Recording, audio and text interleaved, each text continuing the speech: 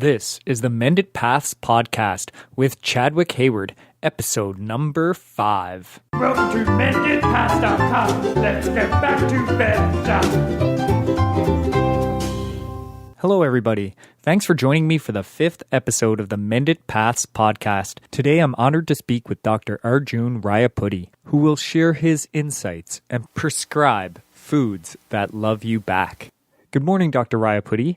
You're a general surgeon and endoscopist, as well as a plant-based nutritionist. Those two things don't normally go together, but you developed an interest in the nutritional sciences after several years as a doctor. What drew you to this oft-neglected field? Well, I finished my residency training in general surgery at the University of Florida, and I took a job as a general surgeon. My first job as a general surgeon was on Burin Peninsula in rural Newfoundland. When I walked into the clinic on first day of my job, my clinic was already overbooked. Oh, wow. Yeah, and within first few weeks of starting my new job, I was slammed with consults of patients with stomach cancer, colon cancer, breast cancer. I was also flooded with consults of patients with various stomach and gut problems. I did not expect to be that busy, like just coming out of the training. Yeah. To build a busy practice like that in a place like Jacksonville where I trained, it would have taken me anywhere from 3 to 5 years. Oh, wow. Yeah, so I was busy operating then operating and taking care of these patients with advanced cancers. Some of these cancers were more advanced than what I saw in the US and also in India. And the one scary part was a good number of these patients that I was seeing were in their 40s and 50s. Oh, wow. So young for... Yeah. And I was wondering, what's going on here? Why there is so much disease here? And around that time, I also learned that Newfoundland has a higher percentage of people with the diabetes, heart disease, obesity, colon cancer, and stomach cancer compared to other provinces in Canada. I wasn't sure what's going on here, why there is so much sickness. And when I asked some of my colleagues, the common answer I heard was bad genes. Newfoundland has bad genes. Well, it didn't make any sense at the time, because I felt like these are Newfoundlanders, as you know, are some of the most friendliest people. Yeah. Friendliest people. And the other thing that's amazed me about Newfoundland was so much of untouched, beautiful, serene land, like clean water and fresh air. So you have a beautiful land with clean water, fresh air, and nice, friendly people. And being cursed with bad genes didn't make any sense to me. Okay. But I wasn't sure what's going on. I was so busy taking care of my patients. I had no time to think. One day, after a long day of work, I decided to chill with Netflix. I watched this movie called The Food Inc. Okay. Yeah, that's where my journey about the connection between food and health started. Like when I saw Food Inc., the Food Inc. Is about the connection between our food choices on our health and also on our environment. After I saw that movie, it's something sparked in me. Yes, looks like there is a connection, and I want to learn more about it. And then I started binge watching almost every documentary that I could get my hands on about food and health. Yeah. And the movie that really hit the nail on the head was Forks Over Knives. Yeah, I really enjoyed that movie as well. Yeah, it's a fantastic movie, isn't it? It's so good. And I did the same thing with binging on the documentaries. And the more you watch, the more you want to learn because it's just so fascinating. That's right, yeah. Yeah, when I watched that movie, I was also I was not only fascinated, but I was also felt angry, frustrated. What frustrated me was the work of these two giants, like Dr. Colin Campbell and Dr. Caldwell Esselstyn. Yeah. Dr. Caldwell Esselstyn is a general surgeon, and I'm a general surgeon, so I was like, this guy is so cool. Like what he did was he took these patients with advanced heart disease. And these patients were told that there's nothing their cardiologist can do because the blockages were so advanced. And he took them under his care helped him with transition to a plant-based diet. Yep. And these clogged arteries opened up.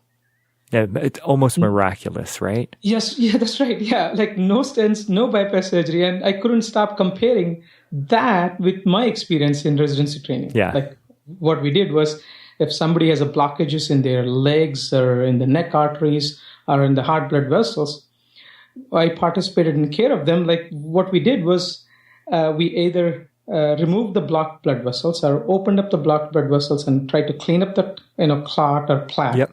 Or we took veins from different parts of the body to bypass it. Yeah. And like if doesn't, the other option is to use a synthetic graft. And if these things don't work, and people ended up losing limbs. So I never presented this option to the patient. You could change your diet, and you probably could avoid having procedures. Yes, I mean you and I can say like not everybody is going to take that option, but I thought it was almost like criminal that going through all the training that we had, that we weren't aware of this. Yeah, like I understand it varies from school to school, but there's very little nutritional training provided to medical students. How would you assess the capacity of the average doctor to provide nutritional guidance? The thing is, the medical doctors or medical students get very little education in nutrition. If you look at the average of like the amount of education in nutrition that the medical students get across the U.S., it's less than 24 hours. Yeah. For the entire 4 years of medical school training. I trained in India, my medical school. We had to go through 6 years of medical school training, and we had to graduate from 13 different subjects. Okay. These are like anatomy, physiology, biochemistry, microbiology, pharmacology, pathology, forensic medicine, ENT, ophthalmology, community medicine, general surgery, obstetrics, gynecology, and internal medicine. Those are 13 subjects that we had to go through. But we did not have a subject called nutrition or food education. Right? So it would be very hard to assess how good a physician can give their patients advice about nutrition unless they had a special interest in it, or they have done further education in nutrition or behavioral counseling. Okay, so really they would have to take it amongst themselves to go and seek this out. It's not really part of the curriculum. That's right, yeah. Okay.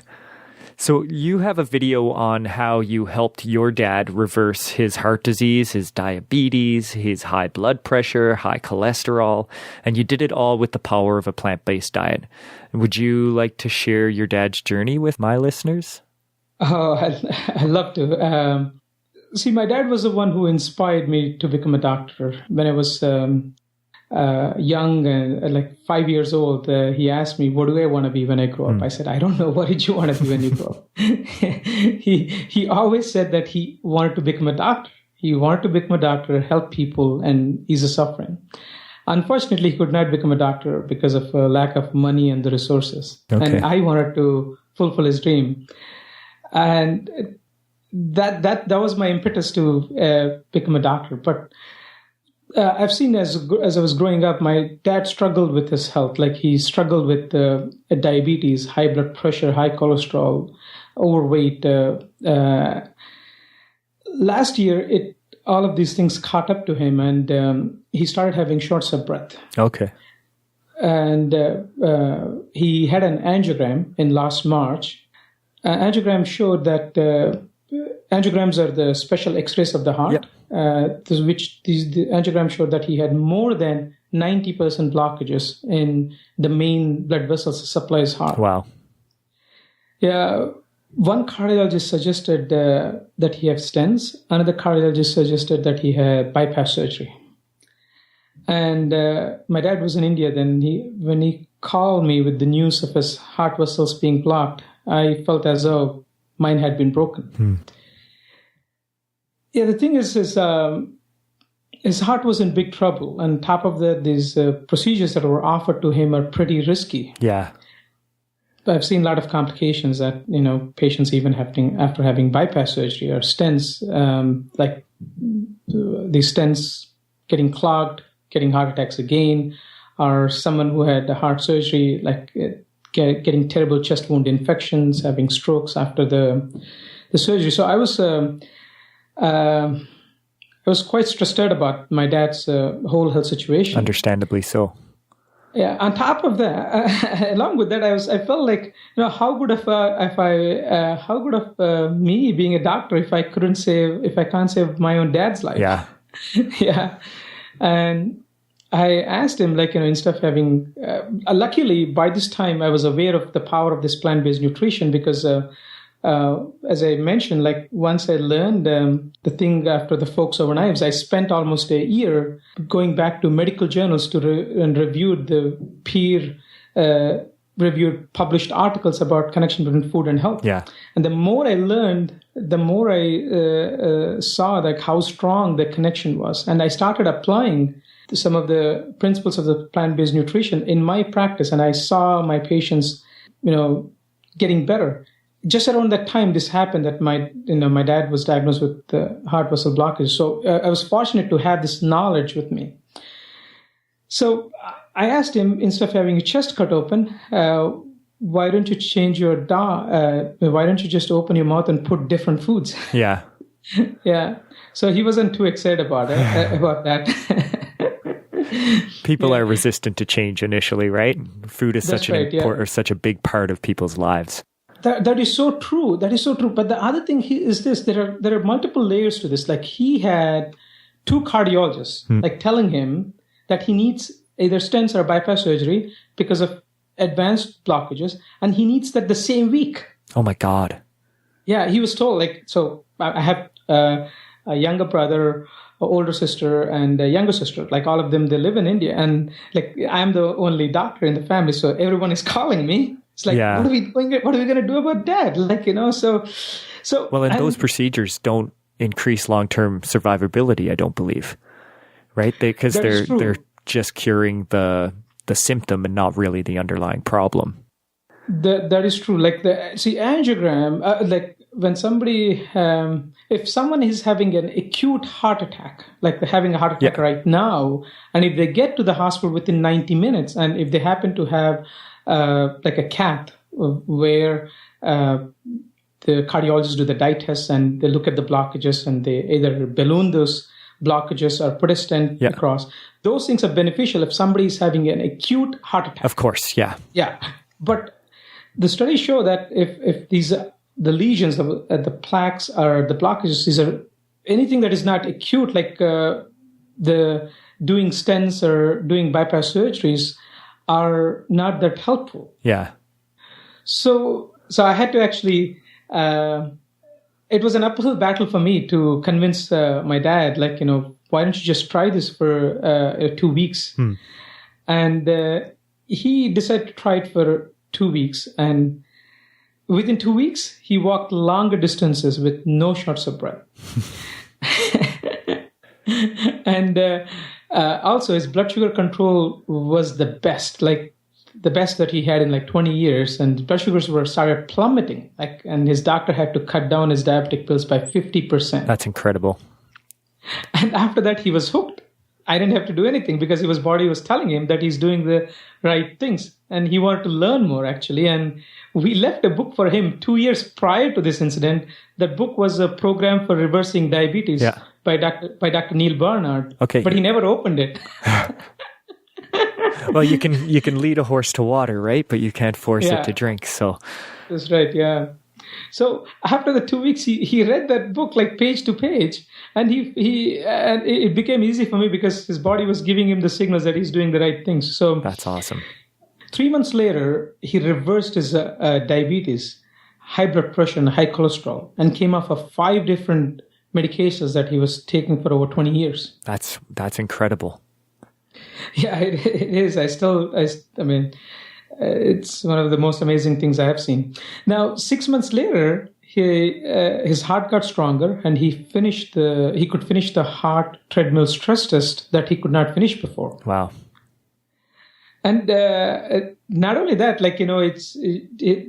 not just his physical health improved, he also became more attentive. And as I said, I have 3 other siblings, and the conversations that we had among us was we have never seen dad like this, so energetic, so attentive. And he learned how to use WhatsApp, how to use Facebook, and yeah, it's that's incredible. Yeah, it's amazing how well our bodies are perfectly programmed for self-healing. As long as you give them the right inputs. That's right, the right condition. Yeah. Wow. So I guess as a surgeon and endoscopist, have you had the opportunity to see the power of the plant-based diet on the inner workings of the human body? What are some of the changes you've witnessed in your patients?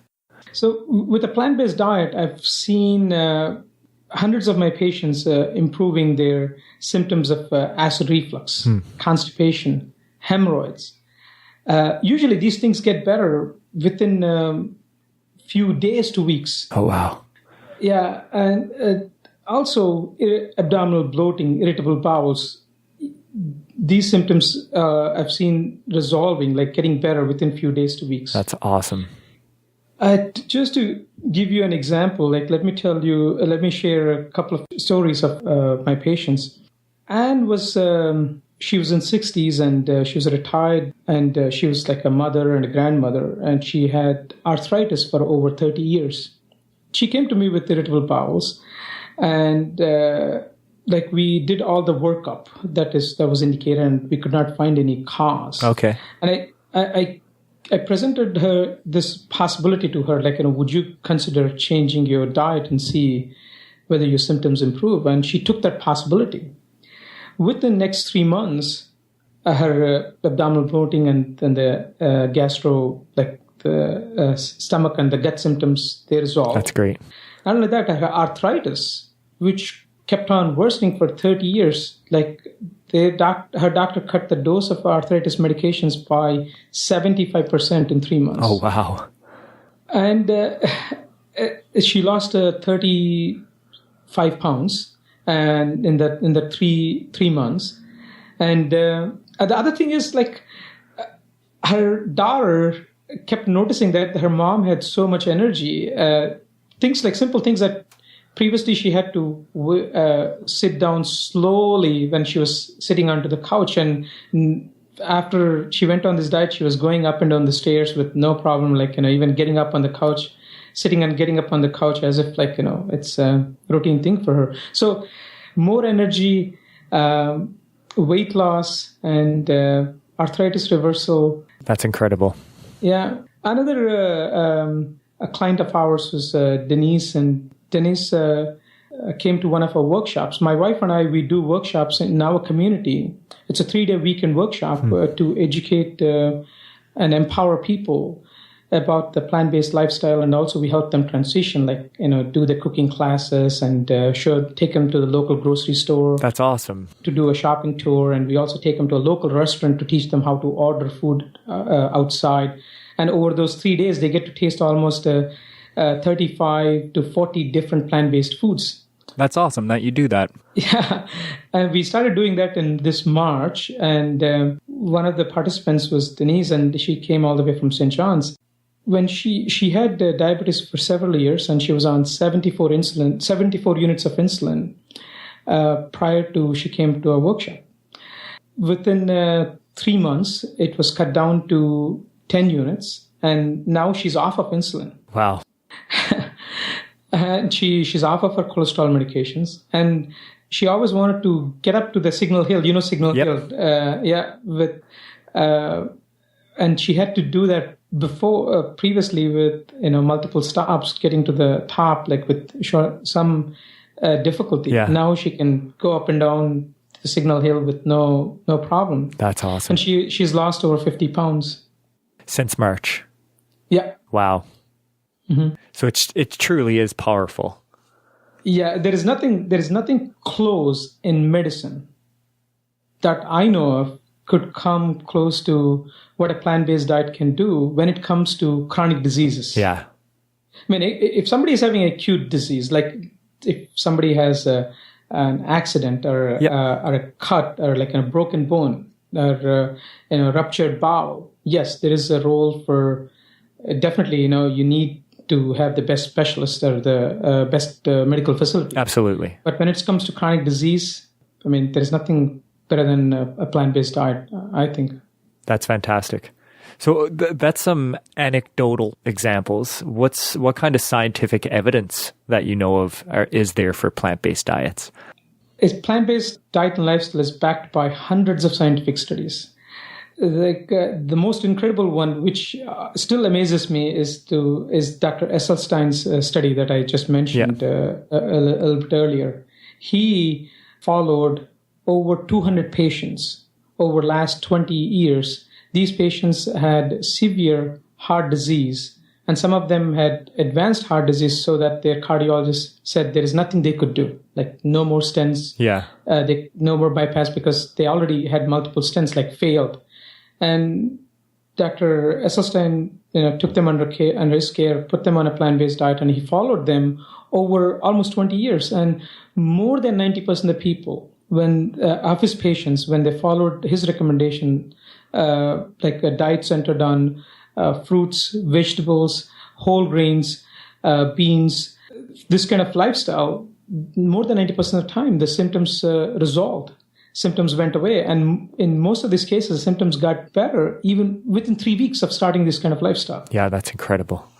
And the other study that I think everyone should know is what Dr. Dean Ornish did. Dr. Dean Ornish is a professor of medicine at the University of California at San Francisco. Yep. He did a study on patients who had early prostate cancer.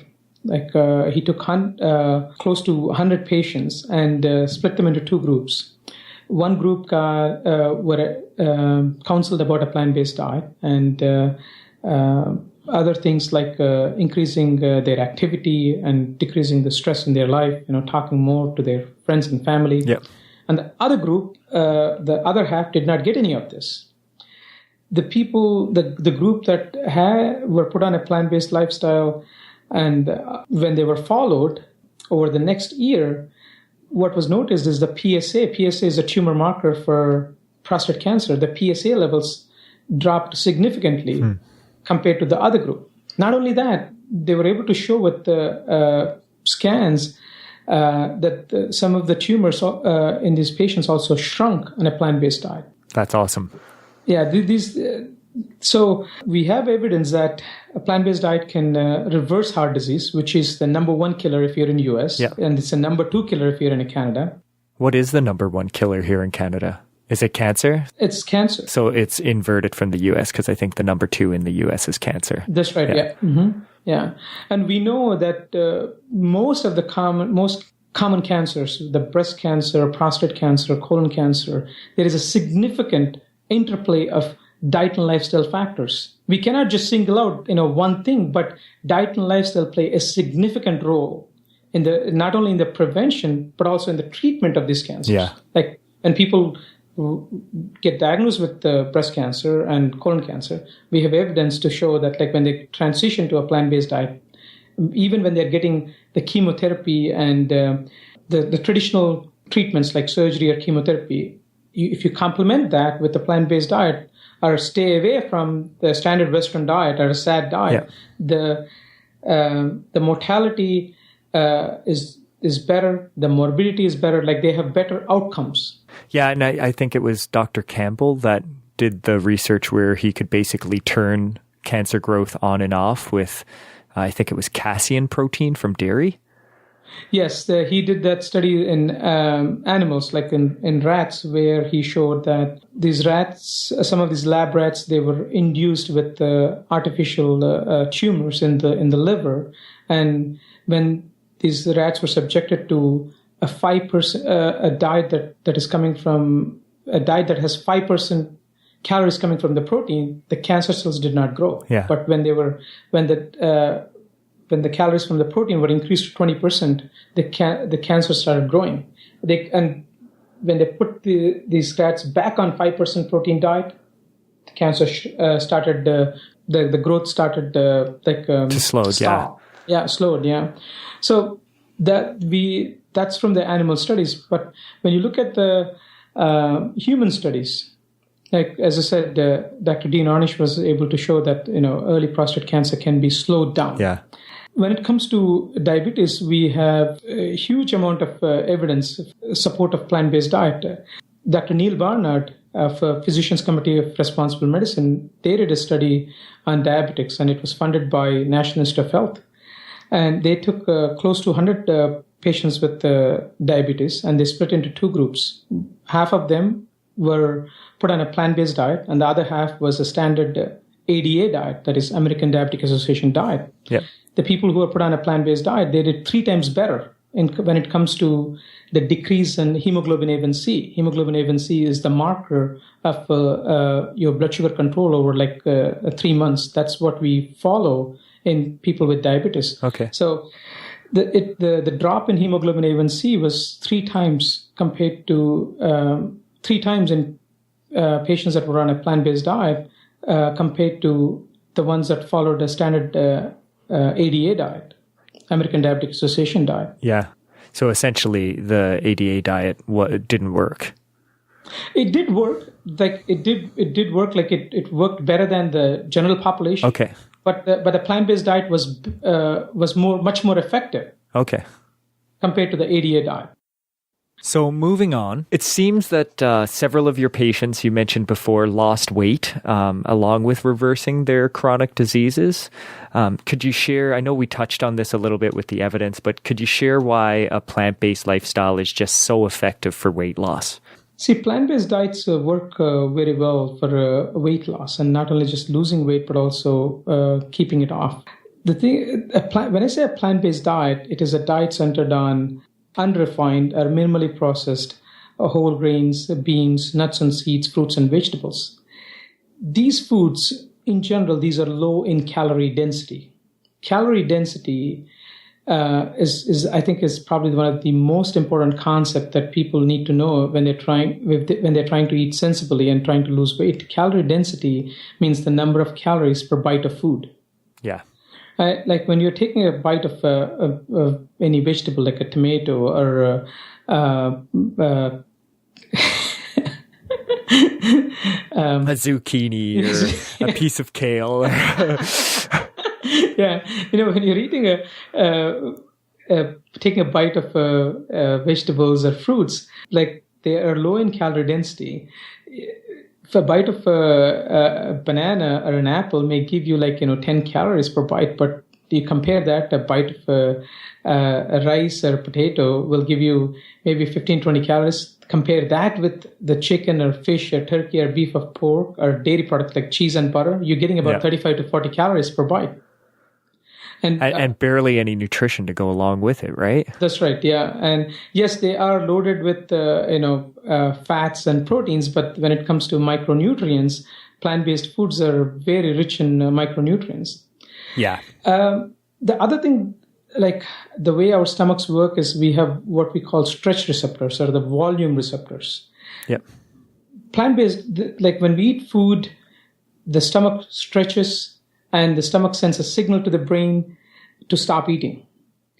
A plant-based food, since these are low in calorie density, we could eat a higher volume of food and we could get the signal of stretch from the stomach quickly compared to the high calorie dense animal-based foods. So if you compare, if you can imagine 4 ounce of cheese, which is close to 500 calories, wouldn't even fill 1/4 or 1/5 of your stomach compared to 500 calories of potatoes, beans, and fruit, vegetables. Your stomach would be almost full up to 3/4. Yeah. And other thing is, on a plant-based diet, people also feel full for longer because of the fiber. Fiber keeps us full, and studies show that the more fiber you eat, it's the more weight we lose. To be exact, for every 14 grams of fiber we increase in the diet, we end up eating almost 200 calories per day. That translates to almost 2 pounds per month. Oh, wow. And the fiber also slows digestion, right? Yes, it slows digestion, and it also adds bulk. Yeah. Since there is bulk and more volume, we are like our stomach sends the signal to the brain that it is satisfied. Yeah, so you don't end up eating excess calories on chicken and rice. Yeah. You end up getting the calories you need eating whole plant foods. Mm-hmm. Excellent. See, the eating this way, plant-based diet, I was able to lose over 50 pounds, and was able to keep it off for over 8 years. Congratulations. Oh, thank you. One of the reasons why I transitioned to a plant-based diet 8 years ago, I transitioned towards a plant-based diet. At that time, I called it as a vegetarian diet. Okay. Because I wanted to, I was quite stressed at the time. Like I was in a third year of my surgery residency. We were working like 100 hours a week. And oh, wow. Yeah. And the stress levels were quite high. And one of my friends suggested, why don't you just, like at the time, my typical diet was like kind of a breakfast. Before I tell you about the diet, like I have to let you know, we were in residency and food was free for the residents in the cafeteria. So you could, you could eat all what you want. So the breakfast was like, Western omelet with ham and eggs, and the lunch was typical fried chicken with fries, and the suppers. My wife used to make the best chicken biryani and the fish curry and the prawn. Like, for me, if it wasn't meat, it wasn't food. Absolutely. I had the same experience as well. Yeah. Before I changed. Yeah. So I was like, one of my friend had they suggested, like, why don't you just start looking into changing your diet a bit, and that will. It helped him with his performance and stress levels. So I considered that option, and I cut out meat at the time gradually. And within next 7 months, I lost 50 pounds. And I stuck to that kind of lifestyle, vegetarian lifestyle. I was still eating a little bit of eggs and dairy products. Okay. But once I knew about the study of studies of Dr. Colin Campbell, Dr. Esselstyn, I went all the way whole food plant-based.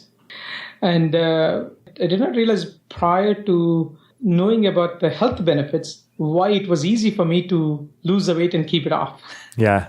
So, and I've seen it happening in my patients. Like several of them lost hundreds of pounds of weight, and were able to successfully keep it off as long as they stick with it.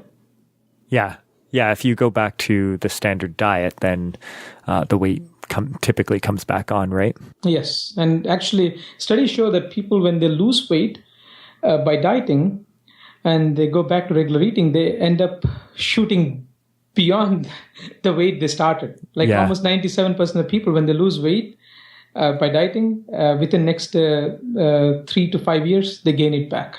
Yeah, and I think that's part of the problem there is the terminology is we talk about diets, and people see it as a diet as something you go on and not it is my diet, right? As a characteristic of what I eat in a day. Like if you go to a zoo, the zebra has a specific diet and the lion has a specific diet, but they don't go on diets.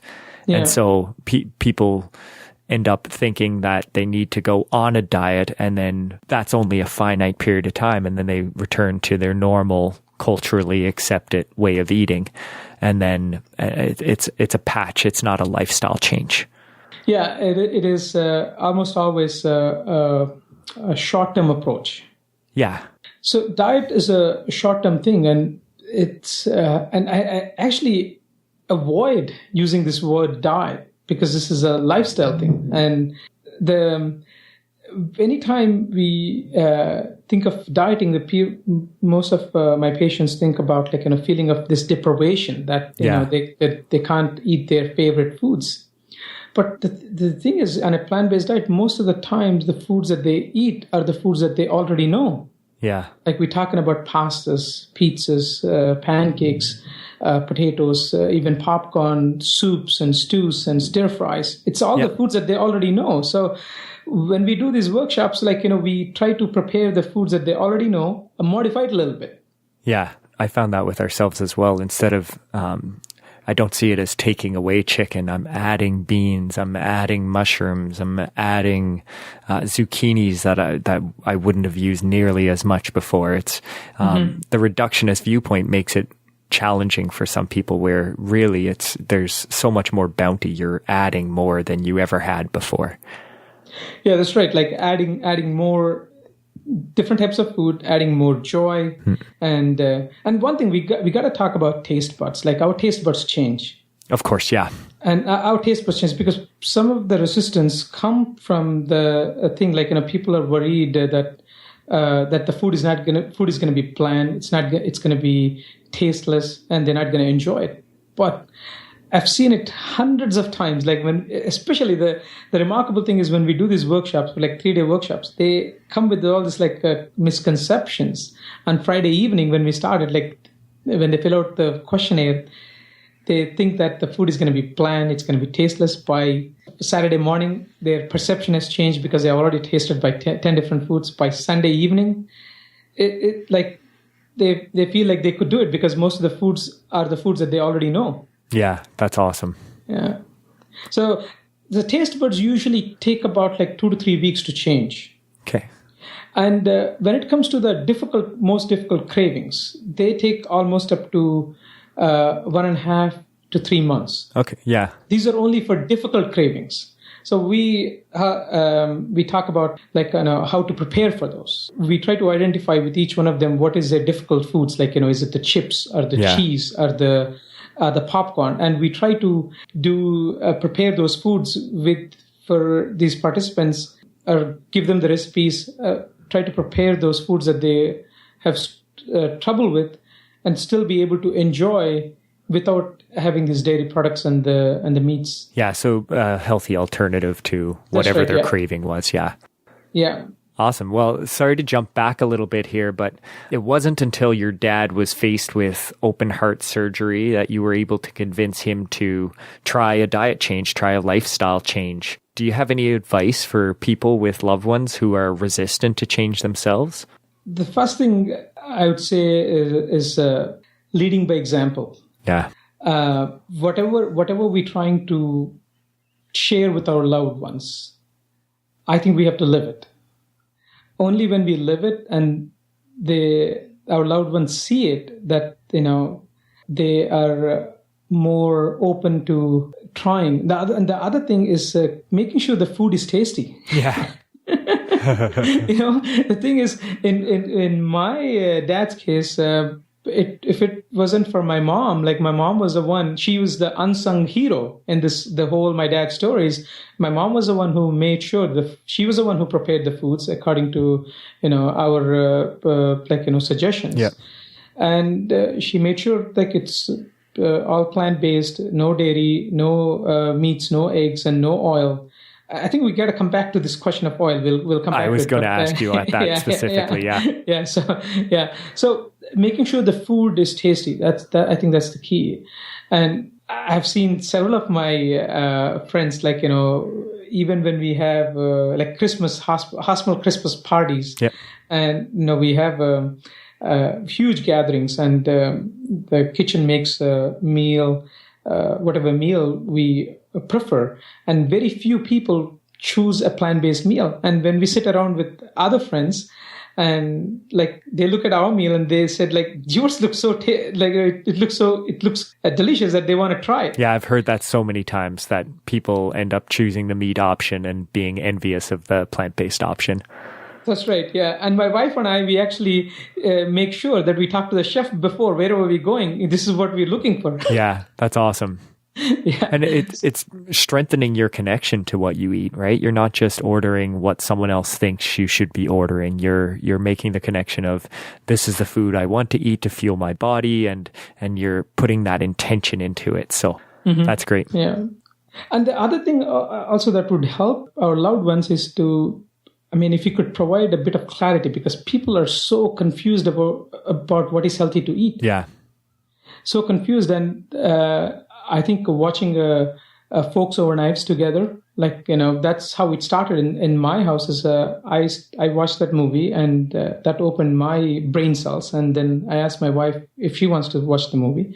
She said, okay, let's just watch it. And then my wife is also a physician, and we do. So she's a researcher, clinical researcher, so she understands the research better than me.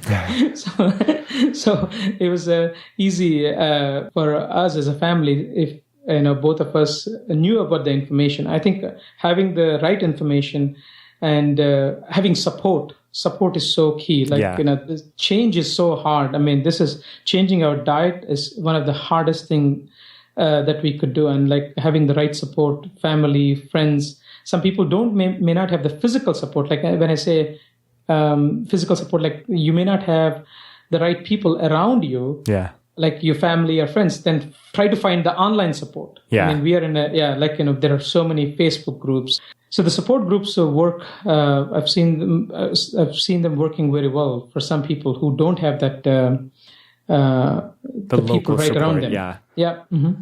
Yeah. And I think it's important, like you said, that like the food is tasty. It's either healthy or it's tasty. There isn't a divide like that. It's not that kind of dichotomy. Mm-hmm. It can truly be both. Yes.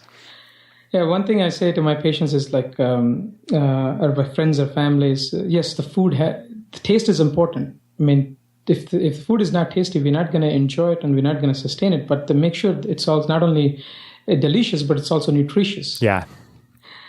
Don't just stop at the taste. Look beyond it. Like is it good for you? And not just that. I think we also got to focus on connecting with the food. Absolutely.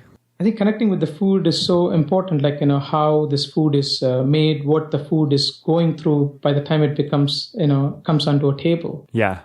Because every morsel that we're putting into our mouth is becoming part of our body. That's right. You truly are what you eat. Yeah. So your interest led you to pursue a plant-based nutrition certificate from Cornell University, as well as Dr. McDougall's Starch Solution certificate. I know both of these programs emphasize a whole food, plant-based, no oil added diet and lifestyle.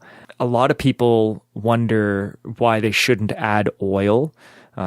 It's vegetable-based. Can you talk a little bit about why we wouldn't want to add something like oil to our meals? So the thing is, all oils are processed foods. If you look at olive oil versus olives, like a tablespoon of olive oil provides about 120 calories. Yeah.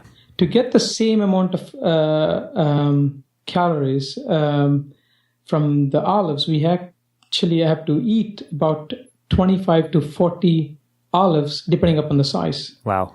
So it's heavily processed. And not only that, like when you're processing from the olives to olive oil, you're losing a lot of nutrients. Like this 25 to 40 olives they supply almost 3 grams of protein, 3 grams of fiber, and even trace elements in them. But olive oil doesn't have any protein, doesn't have any fiber, doesn't have a whole lot of nutrients. The only thing it is this liquid fat, pure liquid fat. Yeah. So it is heavily processed, and the studies show that almost all oils, they damage the inner lining of the blood vessels.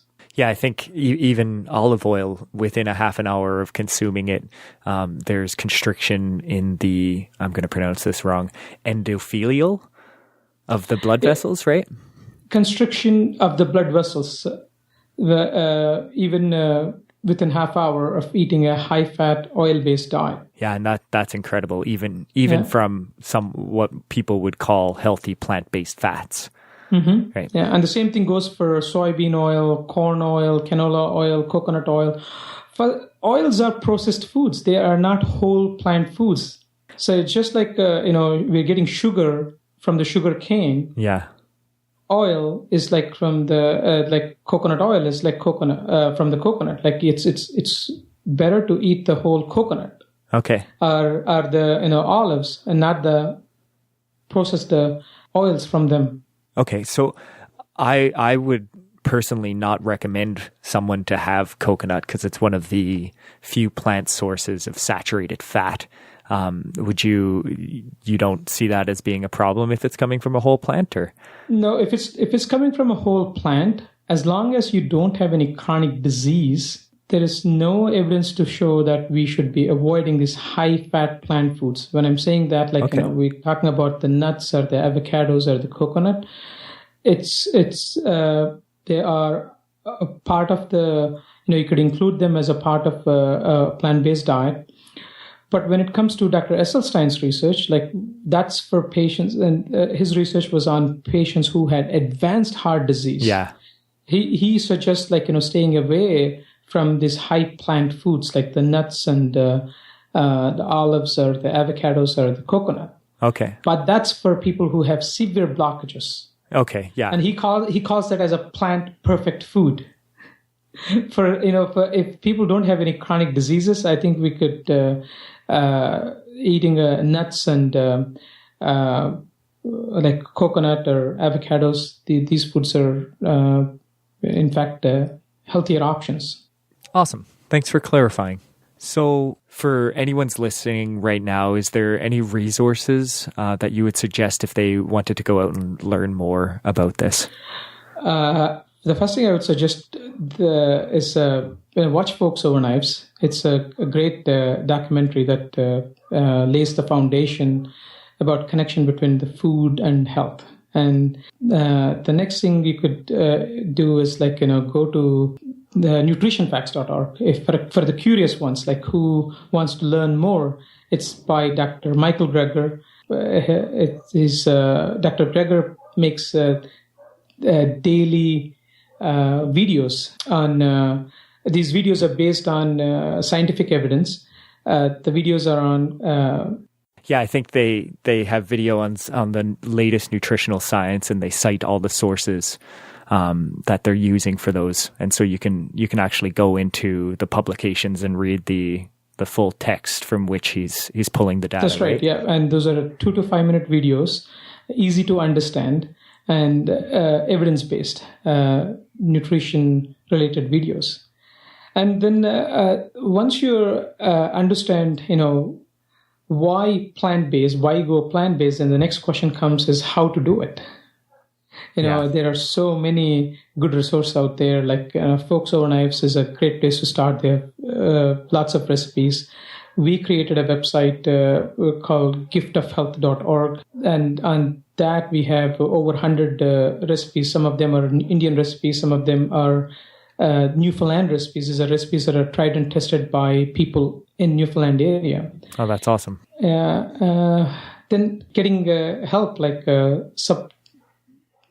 trying to travel in this journey with people who have already done it, because it's hard to do it when you're by yourself. I think getting support will also help.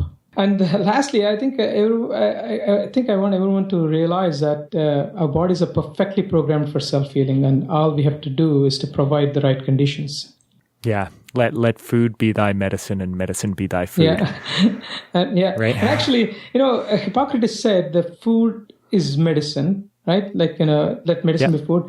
But in my experience, I think food, the right kind of food, the plant-based foods, work better than medicine. Yes. When it comes to chronic diseases. Yeah, you may be able to lower your blood pressure with a statin drug, but you're not lowering your heart attack risk. Yes. Right. So. Yeah. Well, thank you so much for joining me. It's been a pleasure talking to you. You've been very insightful and provided so much information for people to absorb.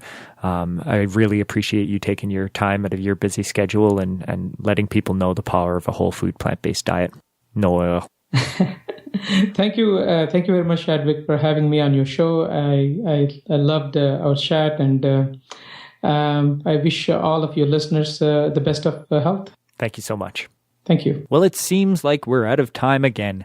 Thanks for listening to the Mended Paths podcast at www.mendedpaths.com. If you've enjoyed the show, please rate and share. Thank you so much. See you all next time. Visit mendedpaths.com and get back to better.